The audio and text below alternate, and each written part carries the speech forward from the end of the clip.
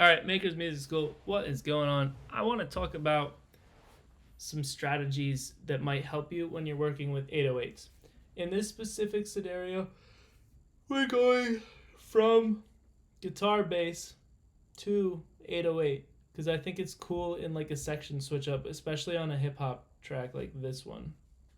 So, say for like a bridge or something, you want to switch up the beat completely. You want to do something like Tyler or Kanye. They have really incredible switches that just make their songs so cool. And the way they do it is they switch between instrumentation. So if you're using an 808 the whole time, switch to a bass in this section. If you're using a bass the whole time, switch to an 808 in this section. Sometimes, however, that's hard to work out. So I'm going to first go over kind of some tricks to figure that out, which is going to be super simple, but like you might be like, whoa, I didn't think of that, but that makes it so much easier. And then after, I'm going to talk a little bit about tuning your 808 and getting kind of the right sound. So let's get right into it. First, this is the hook that we're going to be coming out of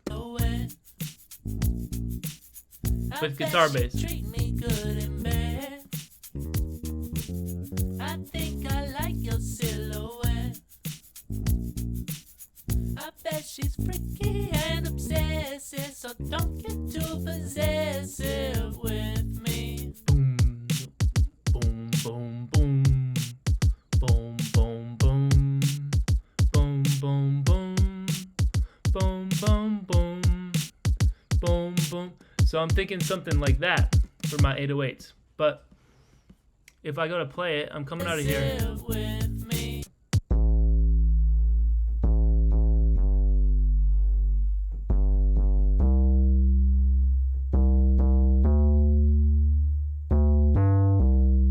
That doesn't sound right. That doesn't sound right at all. So I'm playing around with this for a few minutes, right? I just can't find the freaking note.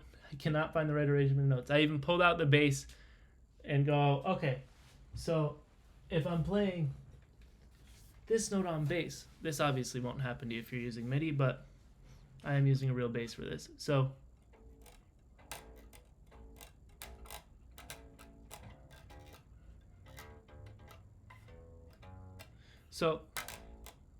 this is my notes on the, oh, you can't even see. Pinky is the note on the bass, which would be, so I'm like, why is that not working? What is going on? It just sounds a little sharp when I switch to the 808s. So something that might help you, even though this is like kind of obvious, is your DAW has a tuner, right? Every single one. So if you're trying to figure out something that was recorded, or even if you're using a sample and then switching to an 808, you can use this to figure out the notes. Then that'll help you make your 808 pattern. So this, instead of being a C, like I thought it was,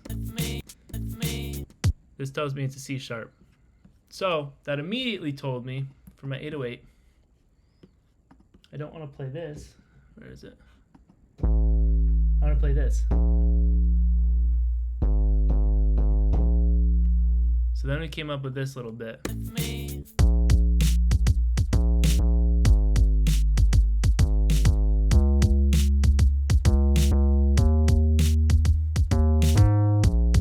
Sweet. With those 808s, especially if they're longer 808s like this, I like to let them drag out because it sounds fucking cool. So that's all. Let's talk about now how to get a good tone, because this is going to be especially a good tone when 808 is going to be most of the production here. I might add in some other instrument, but 808 and drums sounds, especially with this grooves, that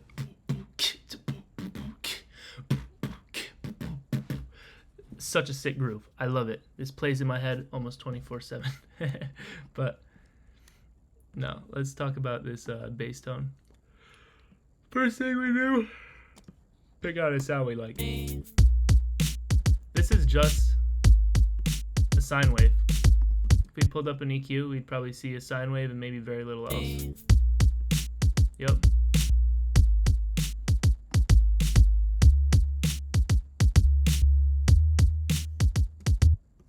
very clean note so far.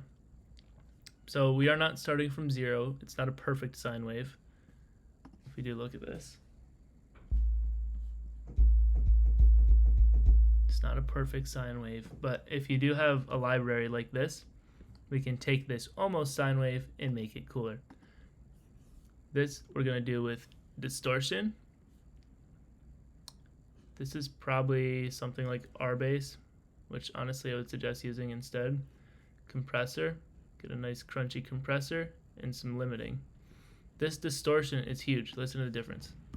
With distortion, without.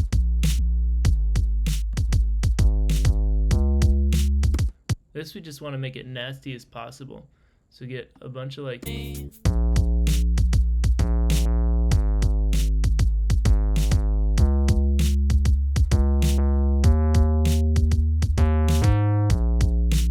I really like that.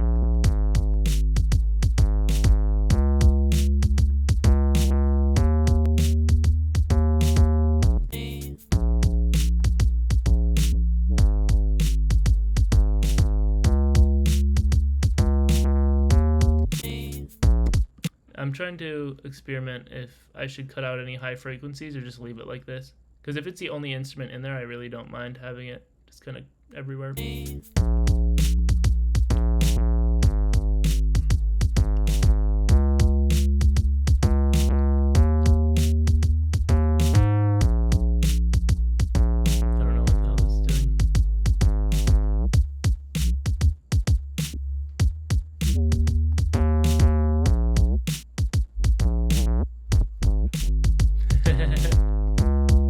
Okay. I like that where it is. Let's just leave it like that.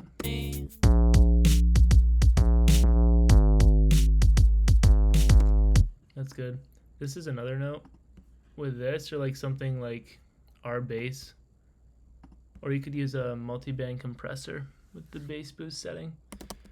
I like RBase a lot. Take something like this. I like that 80 hertz for my bass. It's just where it sounds good to my ears.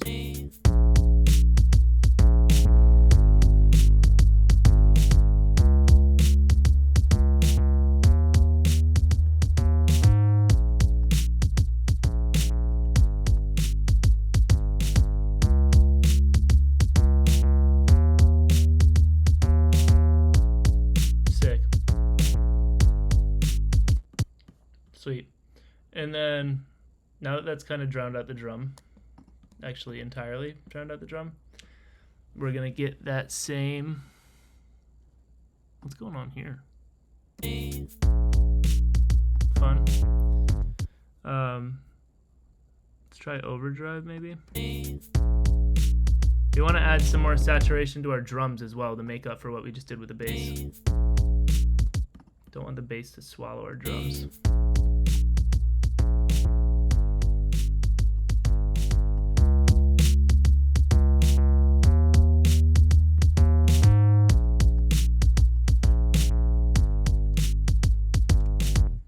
Put that same, Fat FX if you're using Logic is just fucking great. I literally use this only for saturation because it's got lots of good options.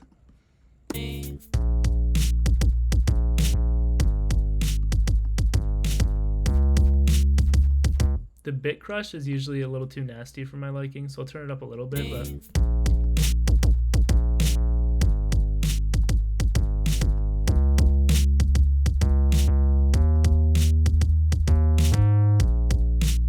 these two just get you a killer freaking noise. So that transition, I think, now sounds really cool. Don't get too possessive with me.